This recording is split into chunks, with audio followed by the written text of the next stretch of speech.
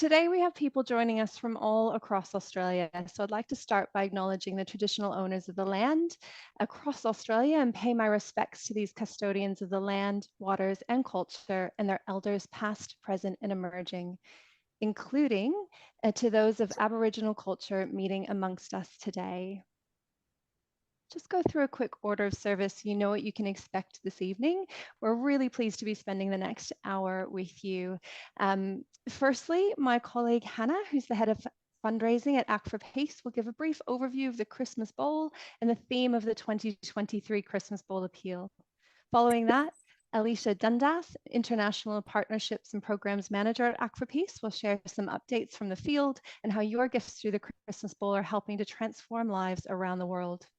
Following that, we're pleased to have Reverend John Gilmore, President of the National Council of Churches in Australia, who will offer the dedication of the bowl. If you do have a bowl at home, we'd love for you to have it ready. I have one with me now. It's not mandatory, of course, but you do have one close to hand. It would be lovely to have that with you. With the blessing of the bowl, there is a call and response. We'd invite you just to keep your microphone on mute, but read back that response as John takes us through that. After the dedication, Reverend Sandy Boyce, Executive Officer of the Victorian Council of Churches, will provide a reflection of the Christmas Bowl. We're privileged to have Rahul Mitra, Program Manager and Technical Advisor at Act for Peace, joining us today from his home in Bangladesh. Rahul is our program focal point for our partner in Gaza, and so he'll be sharing the latest information that we have from our partners there. We'll should have a little bit of time at the end for questions, and then I'll invite David Rose, General Secretary of the New South Wales Ecumenical Council, to offer the closing prayer. And once again, there'll be a call and response. We'd invite you to have yourself on mute as you read through the response. And I think Hannah can read aloud on our behalf. So thank you again for joining us this evening, and I will pass over now to Hannah for an overview of the 2023 Christmas Bowl. Thank you so much, Ruthann, and a big warm welcome to you all this evening. It's so wonderful to have you all here. As you know, the Christmas Bowl is an incredible fundraiser. But you know, for me, it's even more than that. It's an incredible example of the generosity of the church across Australia. Right now, we're seeing a lot of division in the world. But what I love about the Christmas Bowl, it's that it's a complete contrast to this. It's people just like yourselves coming together and saying, no, we want to make a difference and we want to come together to make that difference. So I'd like you to picture this with me. The Christmas Bowl began, as Ruthann said earlier, 74 years ago. Now, it was Christmas Day back in 1949, and there were millions of refugees who were still starving in Europe after the war. And as a young minister, a man named the Reverend Frank Byatt, who you can see pictured on your screen, he looked at the abundance that he had, I guess the relative abundance on his own Christmas dinner table. And he compared that to what other people had in Europe and those who were still suffering. And he realized that the needs of others around the world could not have been more stark. So he placed an empty bowl. And as like Ruthann had earlier, I've got mine here. And he placed it on his table on Christmas Day. And he invited his friends and family to place a gift in it to share with others. That very first Christmas Bowl raised £1,808 for refugees. But Frank didn't stop there. His mission was to unify all Australian Christians of all denominations to work together to put the word of the gospel into action. Now, I'm so inspired by Frank and his vision to make a difference. As he said here, the evangel is complete only when the action of the gospel matches the message of the gospel. You know, his vision to make a difference reminds me of this quote that I saw the other day. But what can I do? I am just one person, said 7 billion people. Now imagine if Frank thought that and he didn't start the Christmas Bowl. Or imagine if each and every single person who took part through the Christmas Bowl since 1949 didn't give, didn't pray, didn't take action because they thought, what can I do? I'm just one person. But thankfully, as we know, millions of us have taken part through the Christmas Bowl. And since 1949, over $112 million has been raised by Australian churches through the Christmas Bowl. What an incredible legacy of the church. But that's also millions of people whose lives have been impacted thanks to the generosity of people like yourselves. Through the Christmas Bowl, we're of course making a really practical difference in many people's lives. But you're also sharing a really powerful message. You're showing someone on the other side of the world that someone cares about them, that they matter, and that they are not forgotten, which is the theme of the Christmas Bowl this year. Now, before I hand over to Aletia, I just wanted to remind you all that there are a selection of Christmas Bowl resources available for you on the website, which is christmasbowl.actforpeace.org.au. There's a toolkit in there that contains liturgy and prayers and everything that you need to run the Christmas Bowl in your churches. This year, there's also an acknowledgement of country available for each week of the Christmas Bowl as well. So thank you so much for your time, and I would love to hand over to Aletia now to give a program update.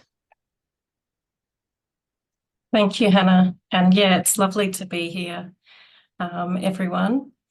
And the picture I chose on the next slide is of a woman from our Bangladesh project, because I wanted to show a bowl and to represent, I guess, the connection between the bowl that you're all putting on your tables on Christmas morning or Christmas Day, and then the generosity that you have, and the generosity and the acts of service and the resilience that our partners and their communities demonstrate.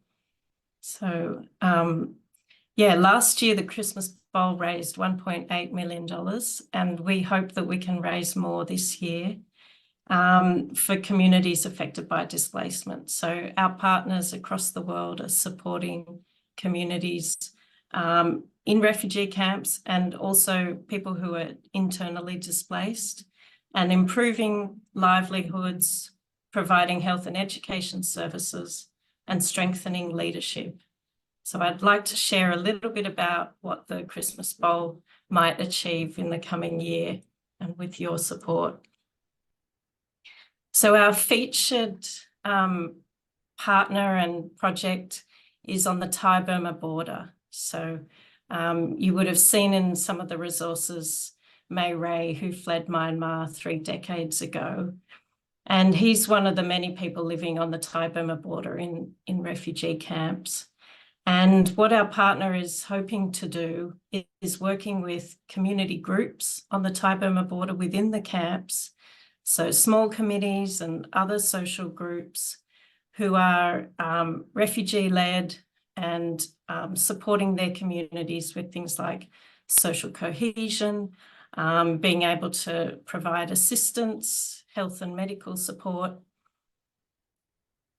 Yeah, that's still the right slide.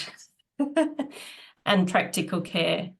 So as he had said, and this is in the Christmas Bowl resources, personally, my wish is to go home, but it depends on the political situation in Myanmar. If the political situation is not stable, we cannot go back. If we go back, we will face many problems. And so that's, I guess, the challenge that faces many refugees in these camps. And what I like about what many of our partners do, including the Border Consortium, is to support durable solutions and to involve refugees in those discussions about what durable solutions would look like for them. So whether it's returning home or whether it's staying where they are and being able to build up their education and have health services, and then potentially move elsewhere and have that education recognised elsewhere. So the next person I wanted to share about is also in the Christmas Bowl resources, and that's Noamaya, who's a trusted female leader in the camps. And one of the things that the project that we're working on, Lead from Within, it encourages the leadership of refugees within camps, and part of the process is encouraging women to be stronger in leadership, to also look at people with disabilities and enable them, reduce barriers for them to be in leadership and decision-making within the camp community.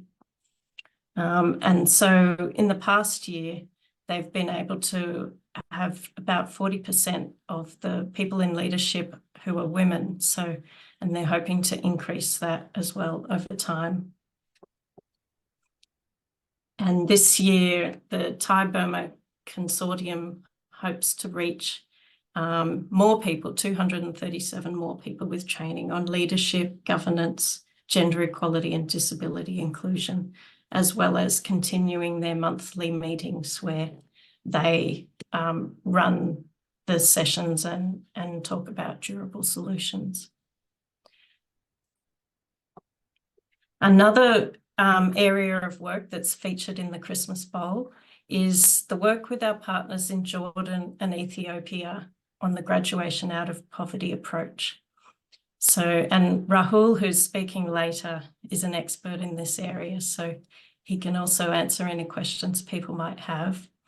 But because Jordan has the second highest share of refugees per capita in the world, it's considered a very important area for this particular type of work. And so our partner, the Near East Council of Churches, Department of Services for Palestinian Refugees, they support refugees in the camps in Jordan. And over the past 18 months, they've been providing livelihood support. So the woman featured here is Marianne, and we talked about her in our recent reports to the donor. She's received training and coaching to be able to establish her own productive kitchen.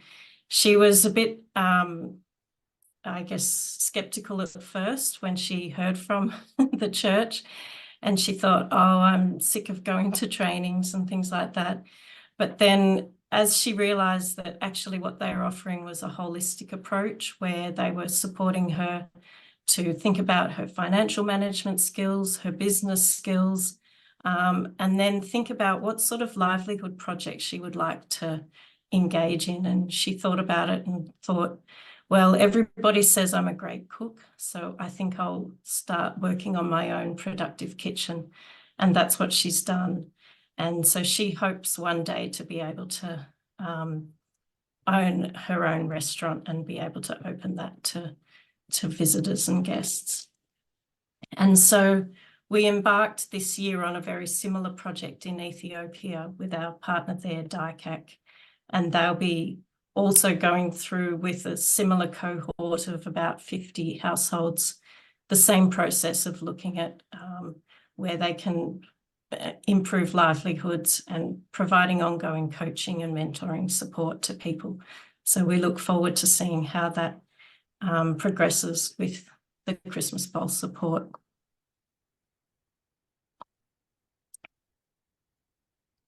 In Afghanistan and Pakistan, our partner is Church World Service Asia, and they have supported education programs in both countries. In Afghanistan, they're supporting online or a virtual school for girls. They've run a girls' education program for several years, but recently, with the new regime and the Taliban restrictions, girls aren't supposed to go to school. And so what they've done is supported them with training resources and delivering online training so that the girls can interact with each other online and continue their education. So we're excited to see how that project goes as well. In Pakistan, we also have our partner provides both health and education services to people affected by displacement. And I liked this quote in the next slide from one of the teachers, Sawan.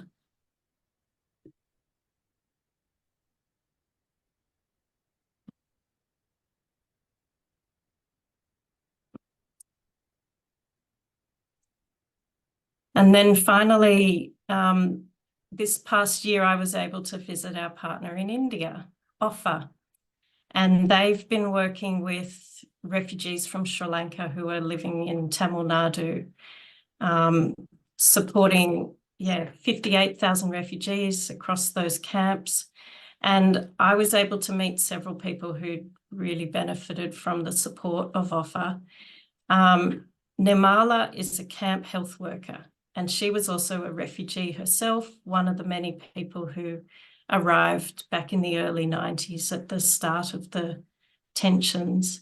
And she's been able to provide health support to many people in the camps. And what I heard over and over again from refugees when I met them in India was how grateful they were to their health workers who not only provided access to healthcare and medicines and transport to hospital if needed, but they are also an ongoing friend almost and a sense of support to them. So that's just a little snapshot of some of the projects and the impact of our work that the Christmas Bowl supports. Thank you. Thank you so much, Aletia. I will now pass over to Reverend John Gilmore.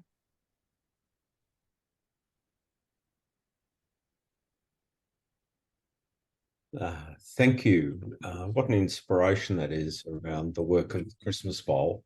I'm coming from the lands of the Watchery people in Melbourne and acknowledge their care and commitment to land, water and sea.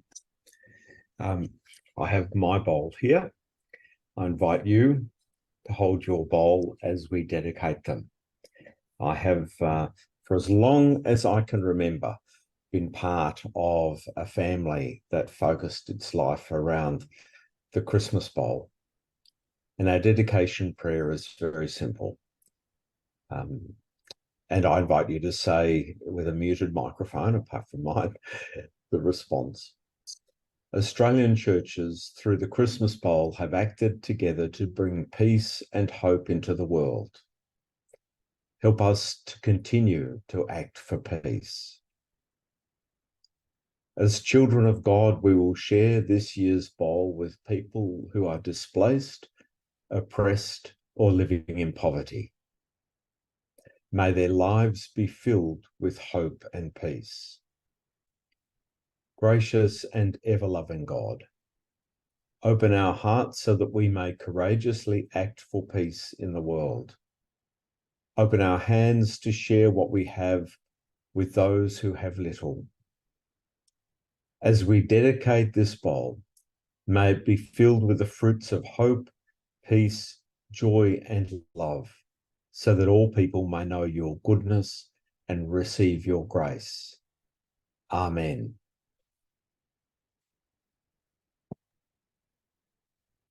Thank you so much.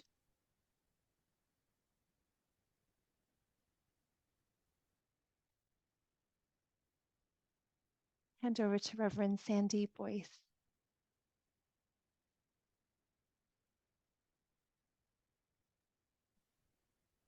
So while you have your bowls with you, or if you don't have a bowl, I want you to imagine your hands cupped together.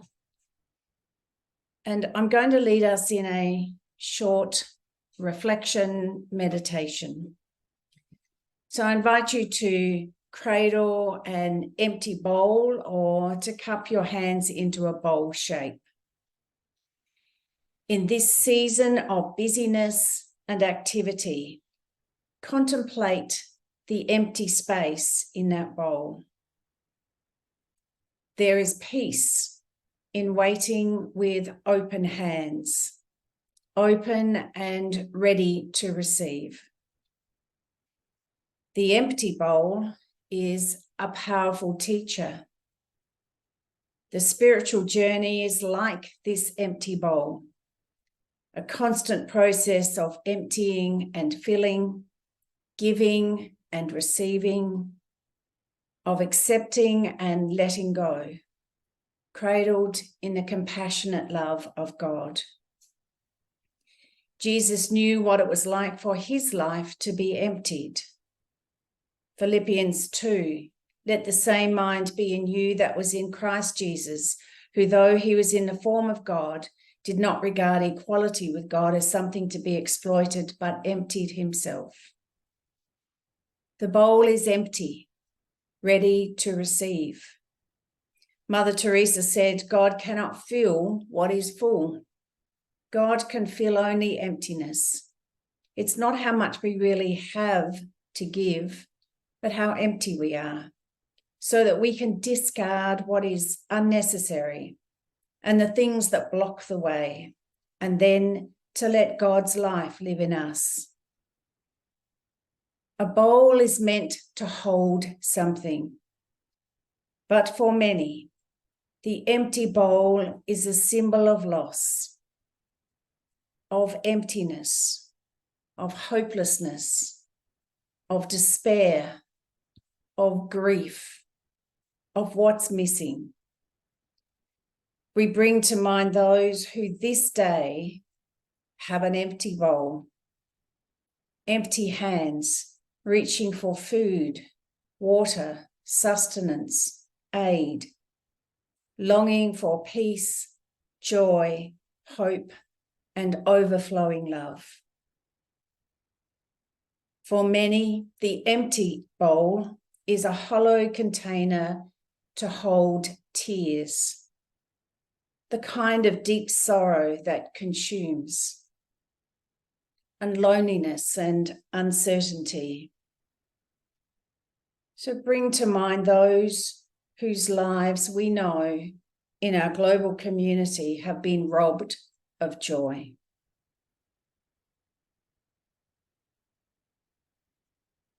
As the Christmas season draws closer, we give thanks for the empty bowl on Christmas tables, in homes and in churches, and pray that what is empty will be filled and overflowing with abundance, so that all may live flourishing lives. May it be so. Amen.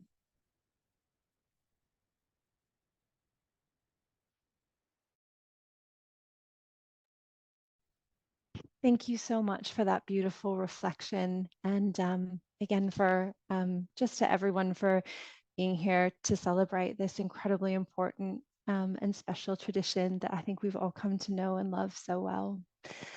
I will pass over at this time to my colleague Rahul Mitra, who will speak more about the current situation in Gaza and provide an update from our partners there. Thank you so much. Thank you so much, Ruthann. So I would like to share with you an update from Gaza, and I'm sure by now everyone is aware of the situation on the ground. This has really captured the airwaves, the newspapers, and all mass media, as well as social media coverage. And we are now almost 2 months following the conflict. So this update is going to be providing a bit more information on the context on the ground. You can go to the next slide.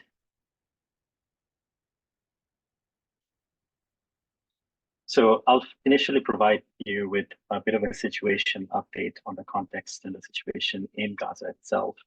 As we all know, it's the entire situation started about 2 months ago on October 7th with an unprecedented attack from Hamas. There was a large number of casualties on the Israeli side, as well as the taking of many Israelis as hostage. And since then, there has been continual war that has been waged on the Gazan territory, as well as in parts of the West Bank, that has led to significant destruction of property as well as loss of life. And it has given rise to a humanitarian crisis, the magnitude of which we haven't really witnessed before in our lifetime. Next slide.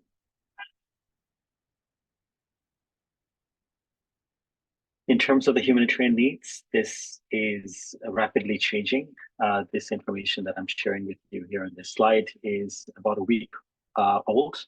And since then, there has been obviously a larger number of casualties. There is also a dire need, particularly in the food security sector, where there's lack of access to the basic food subsidies, access to clean water, as well as sanitation services.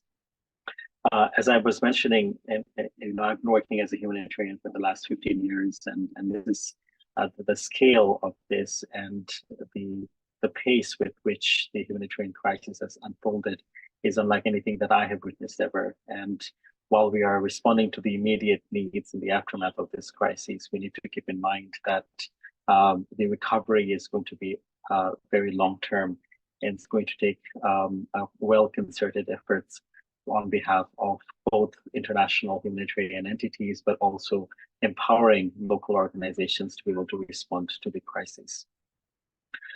The needs that we are seeing are predominantly basic needs, right? So we're talking about food, water, health, and education. And these are the ones that we would be focusing on as Act for Peace. Food security right now, there is very limited food stocks that have already been depleted within Gaza. So all food assistance has to be trucked into the Gazan territory and distributed. We want to obviously provide the basic assistance to our target population, but also help them recover and be able to thrive following that context. So we want to make sure that whatever assistance that we're providing is not just helping them on their time of need, but also is able to set them up for the future so that they have the skills that they need to be able to rebuild, as well as the resources, of course. We're seeing a high caseload of gastrointestinal diseases and outbreak of waterborne illnesses. This is something that has always plagued Gaza, but since the conflict has emerged, we are seeing an uptick in illnesses such as diarrhea, as well as some cases of cholera that have already been reported. We want to not just provide access to clean water in the short term, but also make sure that access to water on a sustainable level is restored in the Gazan territory. In terms of health, and I'll get back to this in a bit more detail, because the organization that we are working with and supporting in Gaza is working in the health sector and supporting around 250,000 individuals with primary healthcare services. Right now, out of the 24 hospitals in the Gaza city and then northern Gaza area, only 2 of them are operational. And one of them is an entity that we are partnering with, who are providing essential healthcare services to the Gazan population. Next slide.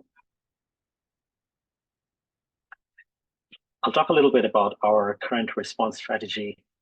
Response both in terms of the emergency phase, but also thinking a bit further along into the recovery phase. Obviously, this is an actively evolving crisis. There is currently a pause in the active fighting. So it has allowed us a very short window of an opportunity to mount an emergency response. And we are hoping that this ceasefire will be sustained so that we can think about the long-term response. Our partners on the ground are the Department of Services to Palestinian Refugees, or DSPR for short. And Act for Peace has been partnering with this organization for well over 25 years. DSPR is the department of the Middle East Council of Churches. It's an integral part of the Palestinian society and is extremely well known and has a very high reputation within the population. They have offered their services continually since the creation or since the initial outbreak of the crisis back in 1952. And they have maintained a presence not just in the Gaza Strip, but also in the West Bank and in the region wherever Palestinian refugees are, including Jordan and Lebanon.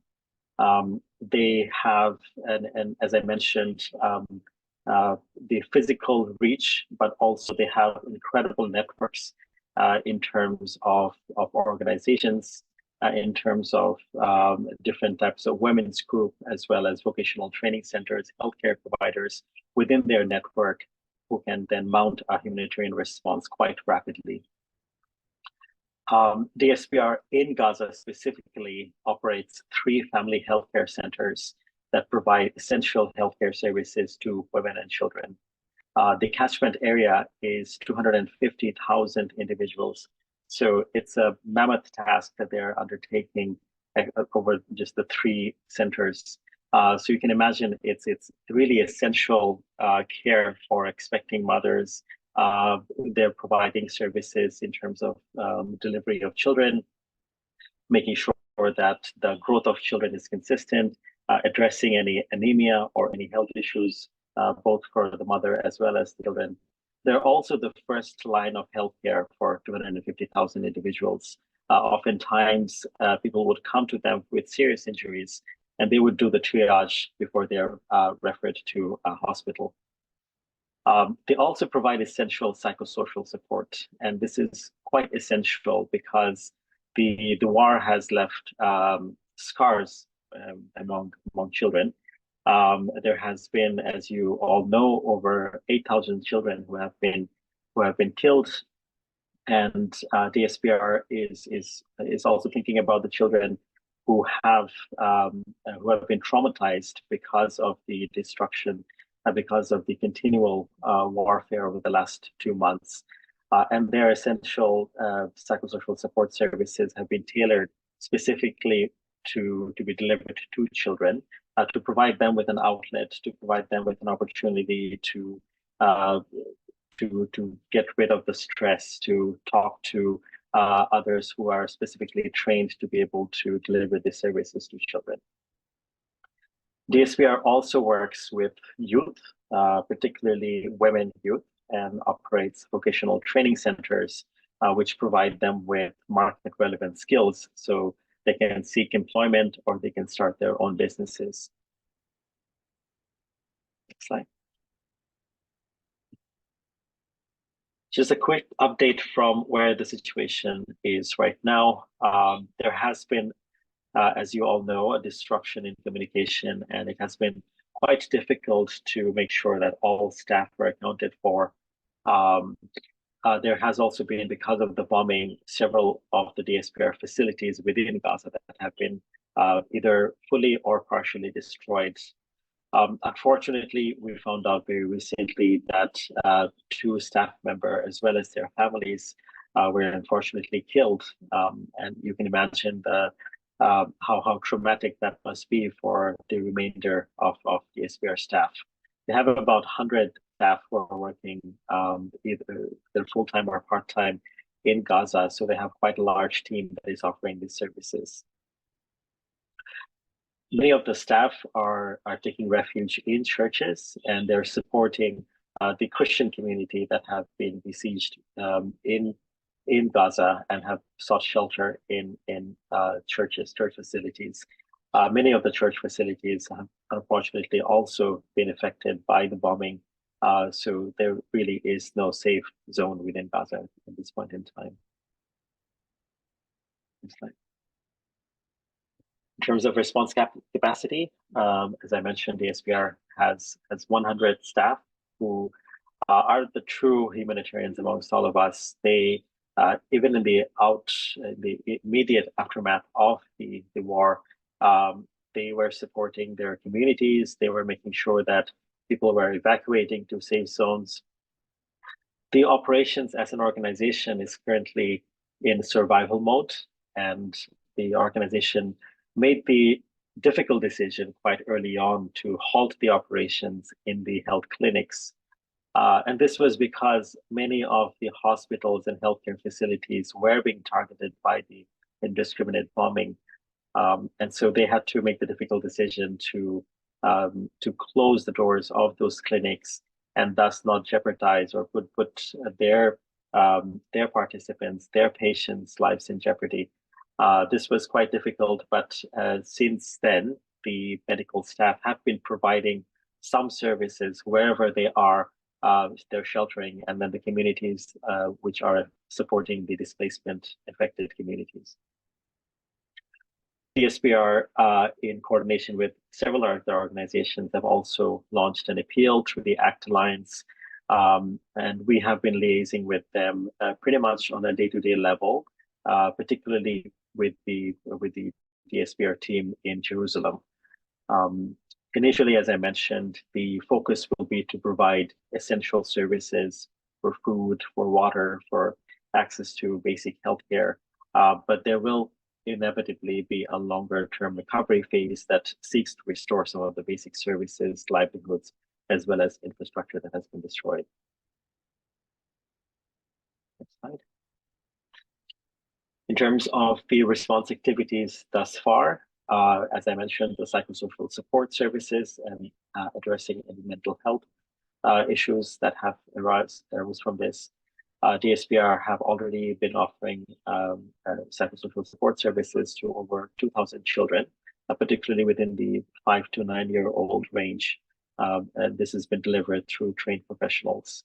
Public health, there has been an increase in waterborne illnesses, and DSPR is focusing their attention on the provision of hygiene as well as dignity kits, so that people are able to have both the awareness of how such waterborne diseases are spread, as well as they can practice proper hygiene, especially in the aftermath of the conflict. Medical services, DSPR, as I mentioned, have closed the 3 clinics, but they have recently come into agreement with a hospital in North Gaza to be able to use their facility as primary healthcare to offer services to the 250,000 individuals that I mentioned. They are providing medical consultations, access to essential medication, blood tests, as well as doing referral services to more specialized healthcare needs if and when they arise. Slide. Right now, the focus is access to basic services, and we, as well as DSPR, strongly believe that provision of cash assistance provides the dignity of choice to the individuals who we assist. Instead of providing them with direct food assistance, because the need is so broad, everyone, well, most of the individual, about 50% of the individual have lost their homes and have lost pretty much everything that they have. So we want to make sure that where markets are functioning, where you can purchase goods and supplies, that we are providing cash assistance so that everyone has the dignity of choice to make their own informed decisions on what is it that they need, what would recovery look like for them. So the cash assistance program is going to be vital, particularly in the emergency phase, to make sure that the Gazan population have access to the capital that they need to start on their recovery journey. Where needed, we are also distributing food, and we have already, as part of the DSPR, distributed 300 food parcels for those that have sought shelter at the Holy Family Catholic Clinic. And we are also in discussions with the Orthodox Church in the coming days to do a similar distribution. DSPR Gaza premises, which have been already affected, would have to be rehabilitated. And this is something that DSPR wants to prioritize because, again, it is the primary source of healthcare for 250,000 individuals. So restoring of those critical infrastructure, as well as damages to the homes of their staff, as well as the community members, are being deemed as critical to the rebuilding efforts. Next slide. Just continual from the previous slide, we have also partnered with another hospital, and that's provided them, and the DSPR is providing different types of support to the to improve the services that the hospitals are providing by including that psychosocial support component, because it's not just the physical health, but also the mental health that has been affected in the aftermath. So DSPR trained staff, as well as doctors and nurses, are providing that essential psychosocial support to patients who are coming into some of those hospitals in the besieged area. In the longer term, we will also try to provide assistance to restore the livelihoods of those that have lost everything and their access to income. And I think that sort of speaks a little bit to the longer term recovery efforts, because while we are addressing the immediate needs and providing life-saving assistance, we really need to think about how can we go from that survival phase to a phase where people are not just surviving but thriving. And that would involve us providing or investing in the livelihoods capabilities of the individuals there. Next slide. In terms of Act for Peace support, we have an existing project that we have been supporting the SPR with. And this is the project that provides essential healthcare and psychosocial support services for mother and children, as well as training and livelihood support to youth members in Gaza.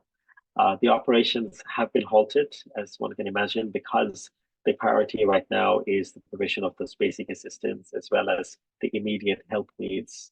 But we are really hopeful that sometime in the coming months, we will be able to restore this project and be well along in that initial humanitarian response phase to transition back to more development programming. We have also, as Act for Peace, launched an appeal and fundraising appeal for Gaza, and we are currently raising funds to be able to divert it through the ACT Alliance to support the work that the SPR is doing. We are also trying to advocate on behalf of the SPR, both with other donors, but also thinking about the Australian government, trying to see if ANCP or Australian government assistance funds can be restored, reinstated for Gaza, and trying to push for a ceasefire, trying to push for Australian government to provide or continue to provide assistance to the population in Gaza. And with that, I'll hand it back to you, Ruthann.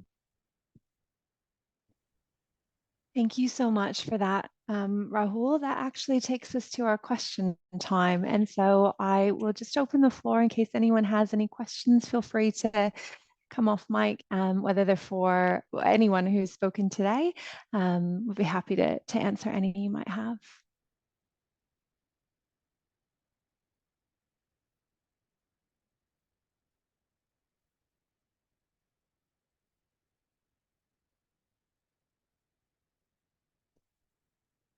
I might jump in then. Oh, yeah, John, if you want to go.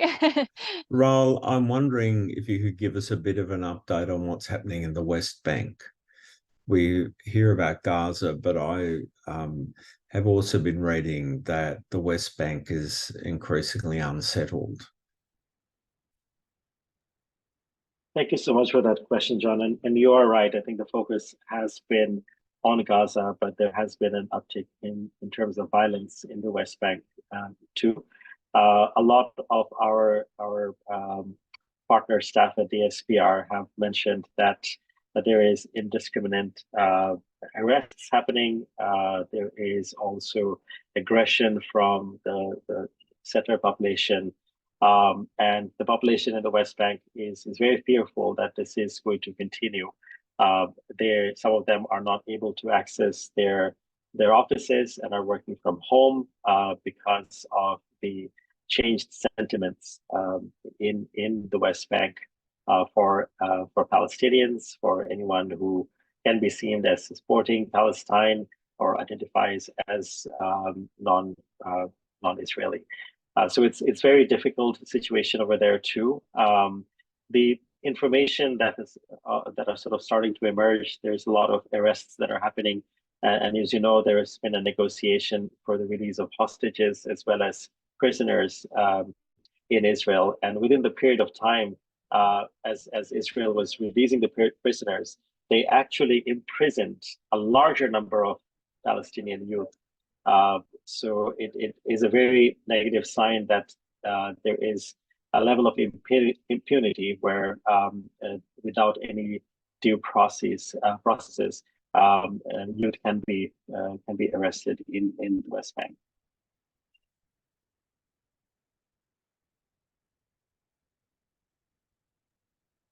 Thank you so much, Rahul.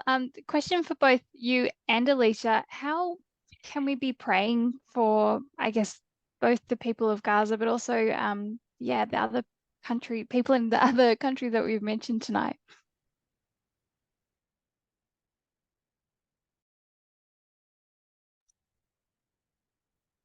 Yeah, well, we were thinking about this as well amongst those of us on staff, and thinking it would be amazing if people could pray for each of our partners. And, you know, there's others that I haven't mentioned who are, you know, in a difficult situation. For example, our partners at the Myanmar Council of Churches. And so, yeah, if you can incorporate that into your Christmas Bowl services, whether it's on Christmas Day or one of the other weeks, or perhaps if you have prayer groups, you know, you could encourage people to pray for and hear about the situation of some of our partners and the communities they serve. Does anyone else from the room have ideas? Because I don't know how you've handled Christmas Bowl in the past, but maybe there are some ways that you've been able to uplift and hold our partners as you go through this event and process.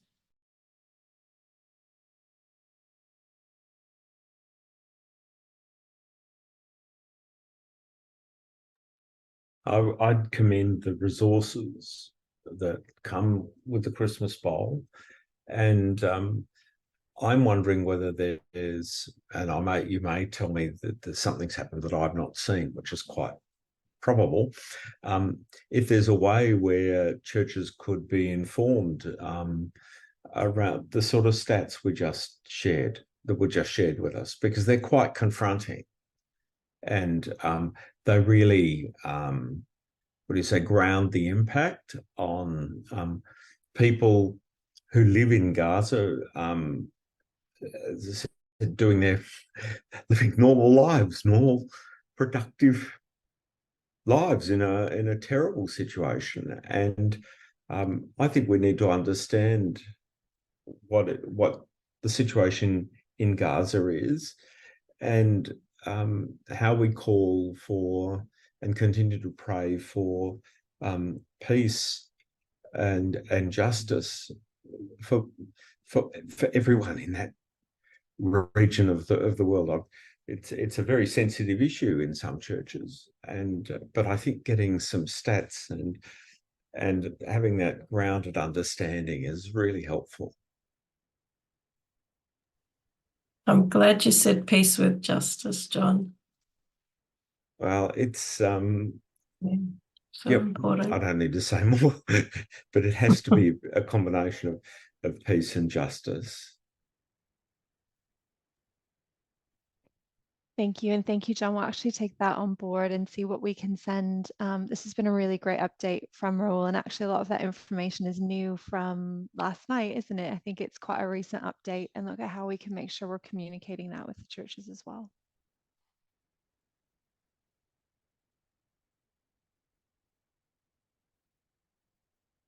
Are there any other questions?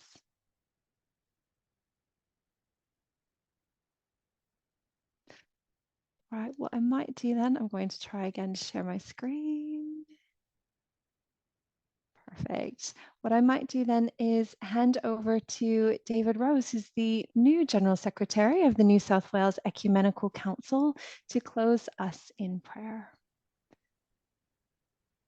Good evening, everybody, and thank you so much for the invitation to be here with you this evening, and congratulations on the launch.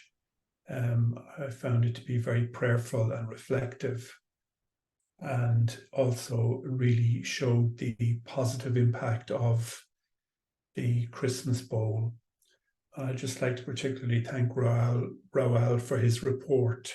I mean, it's a truly shocking situation in Gaza, and we can just hope and pray for a lasting ceasefire as a prelude to a lasting peace with justice. So thank you, Rahul. So the concluding prayer. Go from this place filled with God's infinite peace. Go now as people of God. And your response? We go assured that God is love, and God brings peace into our world. We go to love our neighbour as ourselves. Go now, held in the loving hands of God Most High. Go now and follow Christ in all things. Go now in the love and fellowship of the Holy Spirit. Amen.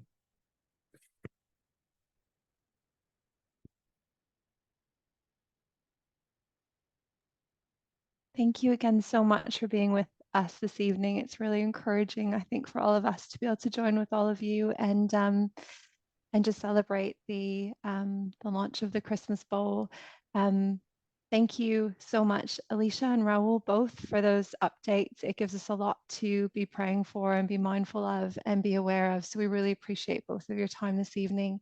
And thank you so much to Reverend John Gilmore, Reverend Sandy Boyce, and David Rose for being here this evening as well. We truly appreciate your participation in all of this and your continued support of the Christmas Bowl. So thank you so much. Enjoy your evening, everyone. Thank you. Thank you. Good night. Thank you. Everyone.